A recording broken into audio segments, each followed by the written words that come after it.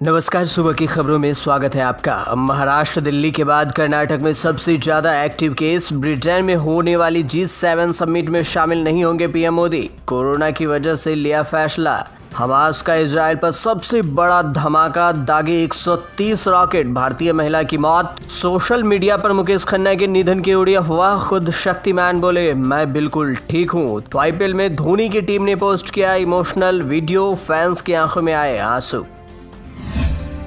देश में बीते 24 घंटे में कोरोना के 3,29,942 मामले सामने आए हैं। वहीं 3876 मरीजों की इस महामारी से मौत हुई है। पिछले कुछ दिनों में देश में कोरोना मामलों की संख्या में कमी देखी गई है। वहीं कोरोना टेस्टिंग की संख्या को घटा दिया गया है और ये तब है जब संक्रमण दर तेजी से बढ़ रही है, यानी पहले के मुकाबले अब ज्यादा लोग संक्रमित हो रहे हैं। दिल्ली, केरल, महाराष्ट्र, तेलंगाना, गुजरात समेत कई राज्यों में कोरोना टेस्टिंग की संख्या को कम कर दिया गया है। वहीं पंजाब, हरियाणा और मध्य प्रदेश में कोरोना टेस्टिंग बढ़ा दी गई है। तो वहीं कर्नाटक में मंगलवार को कोरोना के 39,510 केस मिले। इसी के साथ कर्नाटक 20 लाख से ज्यादा केस वाला देश का दूसरा राज्य बन गया है। पहले नंबर पर महाराष्ट्र है, जहां अब तक करीब 52 लाख लोग संक्रमित हो चुके हैं। अब देश में सबसे ज्यादा 5,87,000 एक्टिव केस कर्नाटक में हैं। इस मामले में भी इस राज्य ने महाराष्ट्र को पीछे छोड़ दिया है। यहाँ 5,59,000 एक्टिव केस हैं। उधर पश्चिम बंगाल में एक दिन में सबसे ज्यादा 20,136 लोगों में कोरोना संक्रमण की पुष्टि हुई।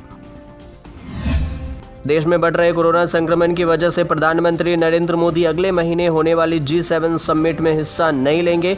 मंगलवार को विदेश मंत्रालय की ओर से इस बात की जानकारी दी गई। विदेश मंत्रालय के प्रवक्ता ने बताया कि कोरोना संक्रमण की वजह से प्रधानमंत्री मोदी ने ब्रिटेन में होने वाली G7 समिट में हिस्सा न लेने का फैसला लिया है। G7 समिट 11 से 13 जून के बीच ब्रिटेन के कार्निवाल में आयोजित होने वाली है। भारत G7 का हिस्सा नहीं है, लेकिन ब्रिटिश पीएम बोरिस जॉनसन ने प्रधानमंत्री मोदी को इस समिट में शामिल होने के लिए खास बुलावा भेजा था। भारत के अलावा ऑस्ट्रेलिया और दक्षिण कोरिया को भी गेस्ट कंट्री के तौर पर शामिल होने के लिए न्योता दिया गया था। G7 में America, France, Canada, Britain, Germany, Japan और इटली शामिल है। सभी सदस्य देश बारी बारी से सालाना समिट को होस्ट करते हैं। कोरोना संक्रमण की वजह से ब्रिटिश पीएम बोरिस जॉनसन का भारत दौरा भी 2 बार रद्द हो चुका है। जॉनसन को 26 जनवरी पर चीफ गेस्ट के तौर पर न्योता भेजा गया था, लेकिन उस वक्त ब्रिटेन में संक्रमण बेकाबू था, जिस वजह से उन्होंने अपना दौरा रद्द कर दिया था। उसके बाद 25 अप्रैल को जॉनसन भारत दौरे पर आने वाले थे, लेकिन अब भारत में संक्रमण तेजी से बढ़ने लगा है, जिसके मद्देनजर उनका दौरा फिर से रद्द हो गया था।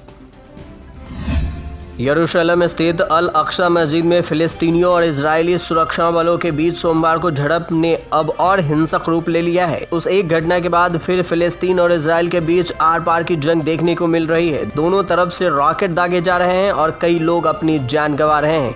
अब खबर आई है कि हमास के रॉकेट हमले में एक भारतीय महिला की मौत हो गई है। महिला का नाम सौम्या संतोष बताया जा रहा है, जो पिछले साल से इजरायल में रह रही थी। इजरायल के विदेश मंत्रालय की ओर से बताया गया है कि हमास ने रिहायशी इलाके में करीब 130 रॉकेट दागे हैं और यरूशलेम में भारी हिंसा फैलाई। ऐसे ही एक हमले में भारतीय महिला सौम्या की मौत हो गई है। भारत में इजरायल के राजदूत डॉक्टर रॉन माल्का ने ट्वीट करके इस घटना की जानकारी दी है। उन्होंने कहा कि परिवार के प्रति अपनी संवेदना व्यक्त की है।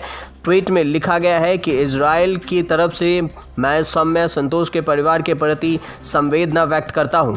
वे हमास के आतंकी हमले में मारी गईं। ये जानकर हमारा दिल रो रहा है कि एक 9 साल के बच्चे ने इस क्रूर आतंकी हमले में अपनी मां को खो दिया। बताया गया है कि जिस समय ये हमला हुआ, सौम्या एक 80 वर्षीय बुजुर्ग महिला संग घर पर थी। वो उस महिला की केयर टेकर थी और लंबे टाइम से ध्यान रख रही थी। समाचार एजेंसी PTI के मुताबिक जिस समय यह हमला हुआ तब सौम्या वीडियो कॉल के जरिए अपने पति से बात कर रही थी, लेकिन अचानक से यह हमला हुआ और वीडियो कॉल बंद हो गई।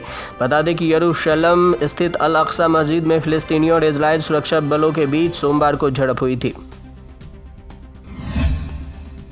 सोशल मीडिया पर अचानक से शक्तिमान फेम मुकेश खन्ना की मौत की खबरें आने लगी, जिसे सुनकर फैंस की परेशानी बढ़ने लगी, लेकिन यह महज अफवाह है। इसका खंडन खुद मुकेश खन्ना ने किया है। मुकेश खन्ना ने कहा कि फेसबुक पर मेरी मौत की खबर चल रही है। फैंस को कह दें कि मैं स्वस्थ हूं और पूरी तरह से सुरक्षित हूं। किसी भी अफवाह पर यकीन ना करें। मुझे लगातार फ़ोन कॉल्स आ रहे हैं। इधर मैं अपनी बहन के लिए ICU बेड की तलाश कर रहा हूँ। दिल्ली में मेरी बहन को ICU बेड की दरकार है और उसी के इंतजाम में लगा हूँ। हूँ। कोरोना काल में सावधानी पर मुकेश कहते हैं, मैं पूरी तरह से नियम का पालन कर रहा हूँ। 1 साल से कहीं पार्टी फंक्शन में नहीं गया। सोशल डिस्टेंसिंग पर पूरा ध्यान रखा हूँ। मैं आप लोगों को बता दूं कि मैं पूरी तरह से ठीक हूँ।